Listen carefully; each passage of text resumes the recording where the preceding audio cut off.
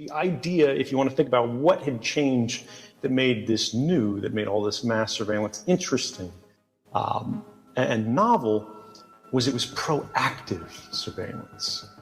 Historically, people go, oh, why'd you work for the NSA if you have problems with surveillance, right?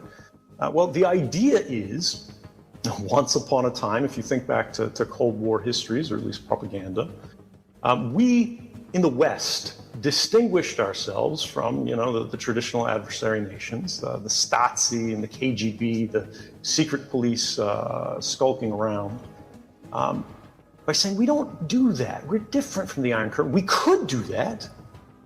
We could spy on our own people internally, and we could spy on people who have done nothing wrong. We could do it better than them.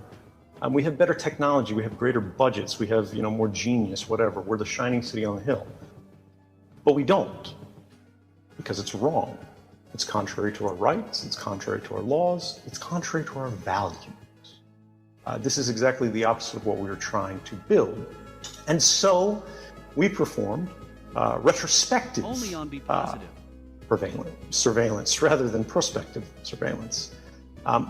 We would wait until someone came to our attention. 3rd Division of the Missile Corps, or some general sitting behind a desk, or someone we suspect of being a spy or a terrorist, or we think this person is a kidnapper. We get their phone number, we see where they work, we go, this is the battalion to which they're attached. And then we begin monitoring that line. We begin monitoring that frequency. We begin monitoring that channel. We begin monitoring that patch of Earth from satellites. The important concepts to understand here is that the targeting was largely done on a very individualized basis. And it was done after a suspicion had been developed, a suspicion of wrongdoing, right, or some kind of oppositional activity.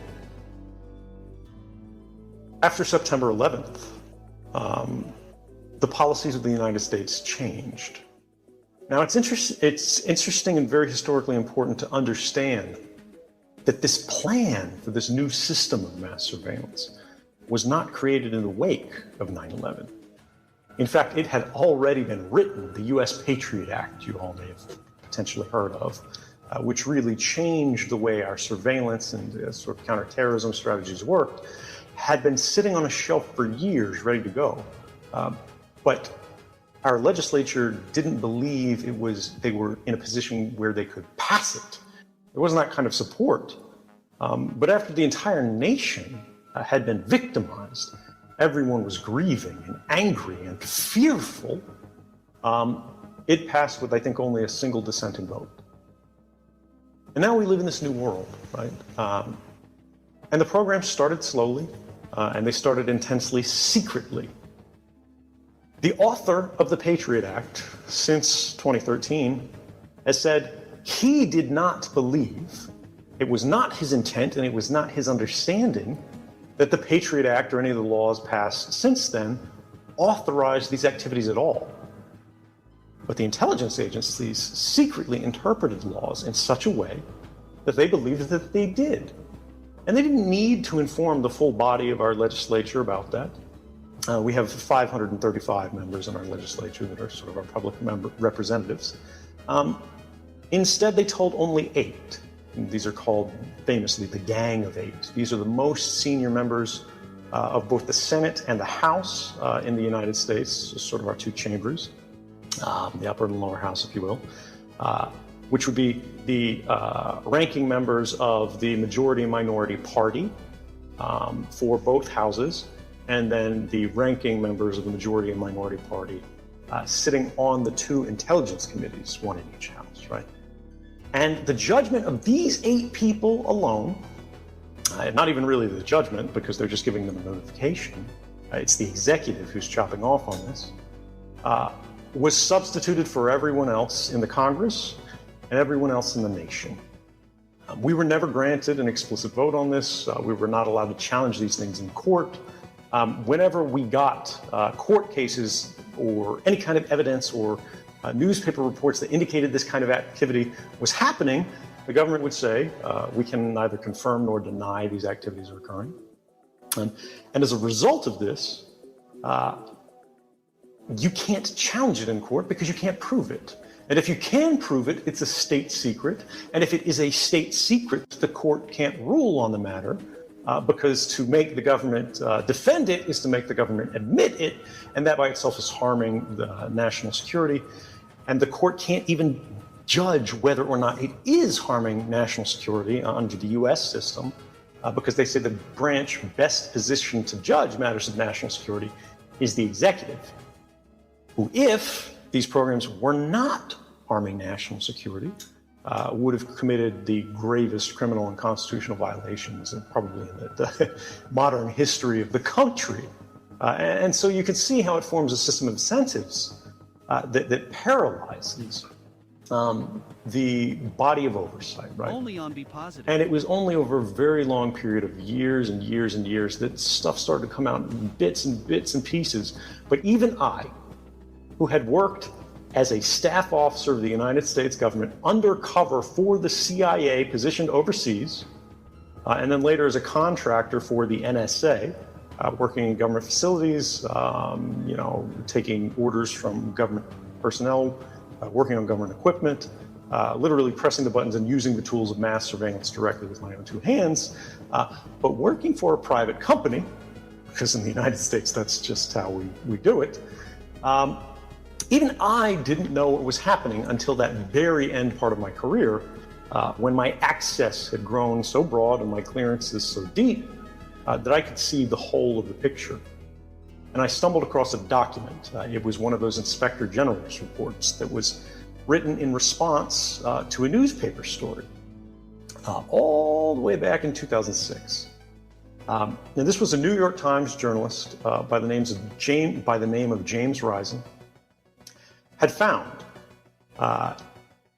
evidence and someone who was willing to talk to him in government to say, look, the United States government is engaged in mass surveillance. And they're saying this is a counterterrorism program, but it's collecting domestic US persons' communications. And this was a clear, just absolute violation of the law at the time. Even with the Patriot Act, they had simply gone too far. There was no way to defend this beyond political arguments.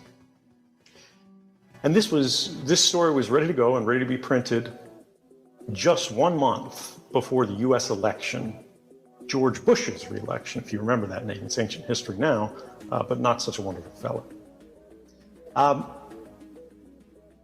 And what happened was the newspaper reporter had the story cold. Everybody knew it was true. The government had quietly admitted to it. The editor-in-chief of the New York Times, which is, the biggest newspaper in the United States, was called by the White House. And I believe, actually, he had a meeting with George Bush, the president himself. And he said, if you run this story, people will die.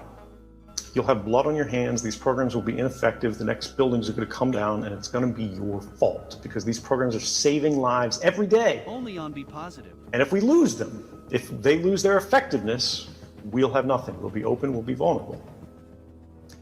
And he believed it. And he spiked the story. And George Bush was reelected by the slimmest margin in nearly any presidential election history, possibly the slimmest. I just can't remember the exact numbers. And then in 2006, the reporter whose story was killed writes a book. And the New York Times hears about it, and they realize their reporter is about to print the story they would not. And that would be extraordinarily embarrassing, so they print it. And it becomes a massive scandal, a warrantless wiretapping scandal of the Bush administration. It leads to changes in our laws. They instantly passed a stopgap measure, an emergency law, that should have warned everybody something terrible was about to happen, because it was called the Protect America Act. And whenever you see a bill with a name like that, you should be skeptical of it. But sure enough, it passed. And one of the interesting things about that law and the law that replaced it, the FISA Amendments Act of 2008, is that it retroactively immunized all of the corporate partners in the telecommunications industry, the ones who our phone calls transit over, that had been happening or that had been violating the law plainly because they were operating only on the basis of a letter from the US government saying, will you pretty please do this? Even though their corporate lawyers said it's illegal if we do this,